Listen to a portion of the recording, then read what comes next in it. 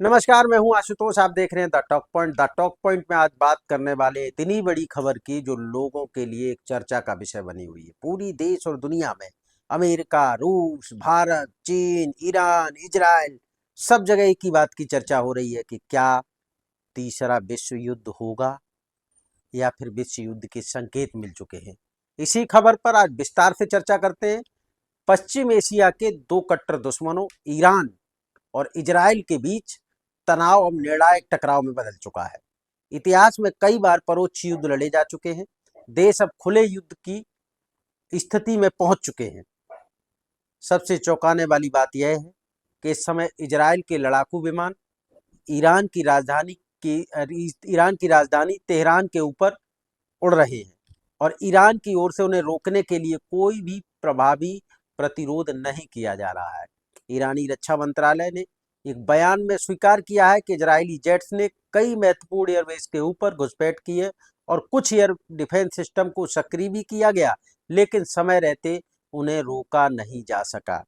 दूसरी ओर ईरान ने भी तेल अवीव और हाइफा के सैन्य और राजनीतिक ठिकानों पर मिसाइल हमले किए हैं, लेकिन रिवॉल्यूशनरी गार्ड्स यानी कि आईआरजीसी के अनुसार उन्होंने इजरायली दूतावास के गुप्त सुरक्षा केंद्र को भी निशाना बनाया है।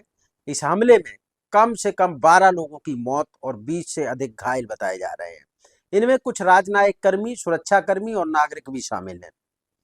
ईरानी मिसाइलें शहीद 136 और फतेह 110 श्रेणी की थीं, जिन्हें तेहरान से सीधा दागा गया। इजराइल की एयर डिफेंस प्रणाली आयरन डोम ने अधिकांश मिसाइलों को बीच में ही नष्ट कर दिया, लेकिन कुछ मिसाइलें निशाने तक पहुंची और व्यापक नुकसान हुआ। लेकिन इजराइल दब नहीं रहा है। इस तनाव की शुरुआत कुछ हफ्ते पहले सीरिया में हुई, जहां इजराइल ने दमिश्क में स्थित ईरानी सैन्य ठिकानों पर हवाई हमले किए थे। ईरान ने इसे सीधा युद्ध उकसाने की कोशिश बताया था। जवाबी कार्रवाई में अब ईरान ने खुलकर मोर्चा ले लिया है। तेहरान की सड़कों पर सैन्य गाड़ियों की गश्त तेज कर दी गई है। देश की वायुसेना को अलर्ट मोड पर रखा गया है। मस्जिदों से नागरिकों को संयम रखने और घबराहट न फैलाने की अपील की जा रही है। इधर इजराइल में भी पूरे देश को हाई अलर्ट पर रखा गया है। स्कूल, दूतावास, एयरबेस आंशिक रूप से बंद कर दिए गए हैं। अंतर्राष्ट्रीय मंच पर यह संकट अब गहराता जा रहा है। संयुक्त राष्ट्र सुरक्षा परिषद ने आपात बैठक बुलाने की घोषणा की है। अमेरिका ने इजराइल का समर्थन किया, लेकिन दोनों पक्षों से संयम बरतने की भी अपील की है। रूस और चीन ने चेतावनी दी है कि यदि हालात नहीं संभले तो यह संघर्ष पूरे मध्य एशिया को जला सकता है। आप समझ रहे हैं इस तरह के बयानों का क्या असर पड़ने वाला है। विशेषज्ञों के अनुसार इजराइल के पास अमेरिका की सैन्य छाया है, जबकि ईरान के पास क्षेत्रीय नेटवर्क हिजबुल्लाह, हौथी और विद्रोही सीरियाई मिलिशियाई का सपोर्ट है। यदि यह टकराव पूरी तरह युद्ध में बदला तो लेबनान, सीरिया, यमन, सऊदी अरब और इराक भी इसकी चपेट में आ सकते हैं।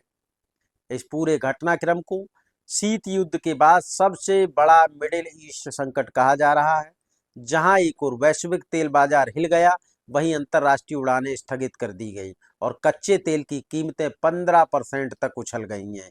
ईरान की जनता में एक तरफ गुस्सा तो दूसरी तरफ डर का माहौल है। इजराइल के नागरिकों को लगातार बंकरों में रहने की सलाह दी जा रही है। इसी बीच ईरान के राष्ट्रपति ने ऐलान किया है कि यह संघर्ष अब निर्णायक होगा। या तो हम इतिहास रचेंगे या मिटा दिए जाएंगे। विश्लेषकों का मानना है कि अगर आने वाले 48 घंटे में यह संघर्ष नहीं थमता तो विश्व युद्ध जैसी स्थिति से इनकार नहीं किया जा सकता है। तो ये हैं देश और दुनिया के हालात। आखिरकार अब इसमें अगर कोई शांति वार्ता नजर नहीं आती तो आने वाले समय में ये विश्व युद्ध होने की कगार पर है। नमस्कार।